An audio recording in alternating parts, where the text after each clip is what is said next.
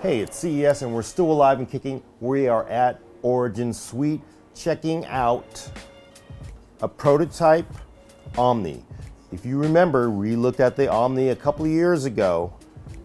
It's an all-in-one, but not like any all-in-one you've ever seen, which is absolutely no guts. This is an all-in-one that lets you upgrade and lets you put in anything you want to it. This Omni right here is the successor to that, and the improvements are really interesting. The original Omni was a little bit wider, but I gotta say the panel wasn't great. This one is a Samsung panel.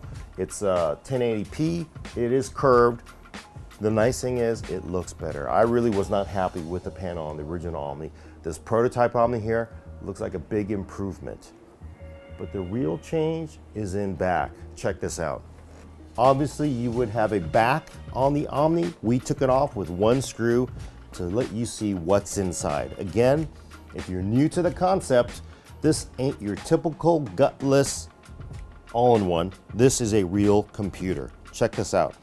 GeForce GTX 1080 Ti, water-cooled Coffee Lake processor. Big change, the original Omni used a mini ITX board. That really funky one, the one that ASRock made with the X99. This one has gone to a micro ATX board.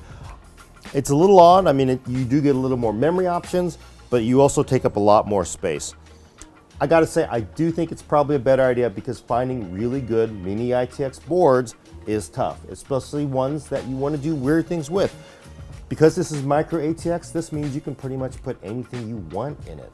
You could put, again, this is a Coffee Lake part, 6-core Intel, awesome. You could put a Ryzen here if you wanted to. You could also put an X299 micro ATX board and, you know, probably even a Threadripper if somebody could get it into a micro ATX board. That's not bad, so you can get a lot more guts in the system.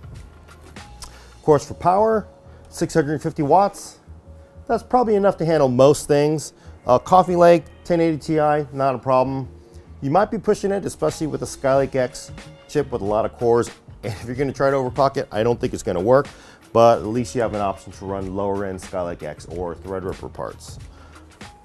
This right now is a prototype, so it's not gonna be out yet, but I suspect that what we're seeing here means it'll be close. And it's definitely a big improvement on the front, which was really, for me, the problem with the original Omni. The screen was not great. This one is definitely better. Oh, and check this out.